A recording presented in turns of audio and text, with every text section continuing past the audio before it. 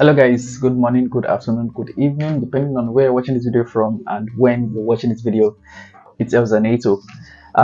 So I want to discuss how I get background sometimes, right? When I'm working on my photo manipulation or just random stuff, right? So now there are several ways to get backgrounds, right? You can either go to pixels.com, right? You can get some nice backgrounds at pixel.com. You can just search for background, blah blah blah.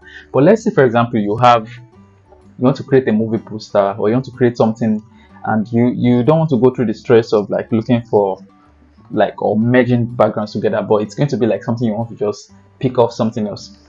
One way I do that is by going to Pinterest. Like, believe it or not, I use Pinterest a lot more than just getting inspiration. You can use Pinterest for several other stuff. You can use Pinterest to like get elements. I know there are a lot of elements here that you can get. You don't necessarily have to go to like the likes of FreePic and Vanto to get pictures and stuff. You can always get some pictures here as well. But today we're not even talking about that. We're talking about background. So let's say, for example, I type in movie poster background, right? And I just go here. Now you can automatically see some very dope background that you can use for your next project, right? All you just need to do is just look for one that fits in, bring it in, upscale it, and you're good to go. So I'm going to show you how I do that.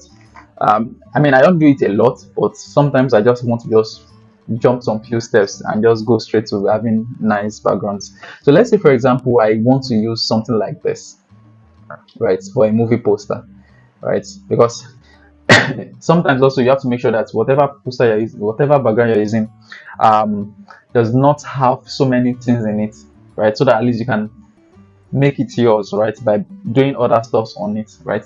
So for example, if I download this as a background and I just remove the guy and put myself, then it's no longer background. It's just more or less like you just took someone else's design and you edited it, right? So but for this one or for this one, it looks very nice. Or even let me see, even something like this, right? So what you want to do is click on it, right? When you click on it, you open it and you see it. Okay, is this something I want? If it's not something you want, do I want something like this? Then I can just put myself seated on the chair, that kind of vibe. Or do I want something like this where somebody is going to be walking into this effect and I'm going to change the entire setting?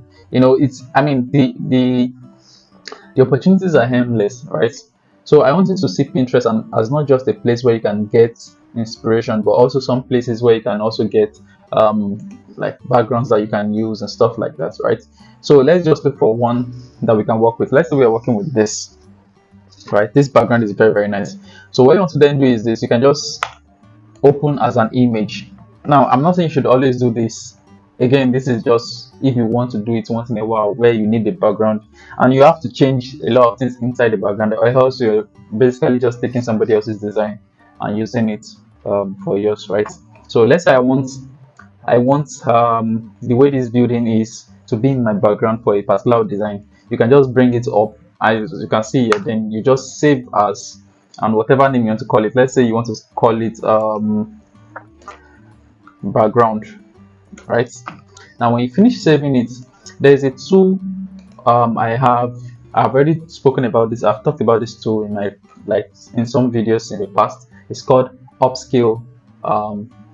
It's an AI image upscaler, right? It's free to use. You can just go online, go to what's it called, Upscale, right? And you download it.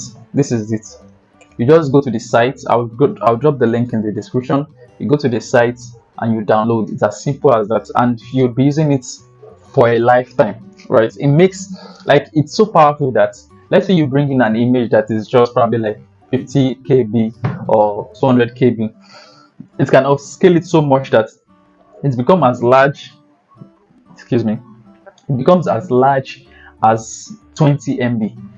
As you can see the sample here, right? This is a sample, and trust me, this is actually real. Like, it is possible like this. So yeah, let's jump right into it. So we open up Upscale. I'll select the image, select background, open. As you can see, this is the background, right? You can see how it looks. It looks rough, but it's currently 564 by 673 pixels. So it can convert it to 2256 by 2692.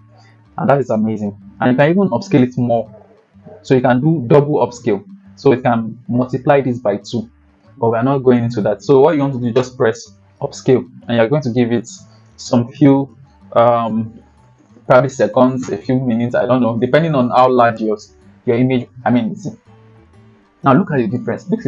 Look at, yeah, there's a bit of blur here and there. You can always use Photoshop to like add texture to it, but you can see the amazing thing it has done. This is beautiful, right? And all you just need to do is close your file and close your software, and look at the difference. This is 8 MB and the image we downloaded is 83 kilobytes. It's very powerful, right? Then you can then bring it to your Photoshop, do whatever magic you want to do with it, and you're good to go. Let me show you what it looks like on Photoshop, so you can at least understand what I mean. So I'm going to drag it into Photoshop, and yeah, look at how it looks like. It looks beautiful. Like, it looks really beautiful, and you can zoom in and see how clear it is, right? And if you want it to be textured, you can just go to your camera raw filter and just add some matte texture to it, right? Go to effects and just add some texture to it, and look at the texture is back. And if you don't want to add too much texture and you want to add clarity, look at amazing stuff, right? So yeah, I mean, look at the difference before and after. Now this is powerful. So, or imagine how limitless it is for you to just go to Pinterest, look for a nice background you can use for your project, change the entire thing. Like, let's say for example, I want to like remove, what's it called, just this building for what I want to use it for, right? Let's say I want this building, exactly this building.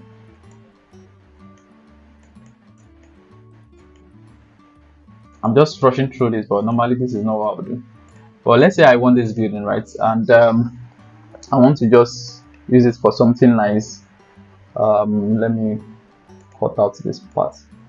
Just, yeah, let's say I'm satisfied with this, right? Then I can use this building on my design, right? This particular building, I can just put it on my design, change the color, make it like probably dark themed or something like that. But yeah, you get the gist. So that's basically what I'm talking about. So amazing stuff. Yeah, Pinterest is not just for inspiration. I don't use it only for inspiration. I use it majorly for inspiration, but once in a while as well, I check out some stuff I can use, like poster, like images. I can even check for images of celebrities that I want to use. Let's say I want to do like a Ronaldo poster, and probably I could not really get the image I'm looking for. There's some images of celeb that you're looking for that you can't really get until you come here. So you can always come here, look for a nice poster, a nice image you want to use, then download it, upscale it, and you're good to go.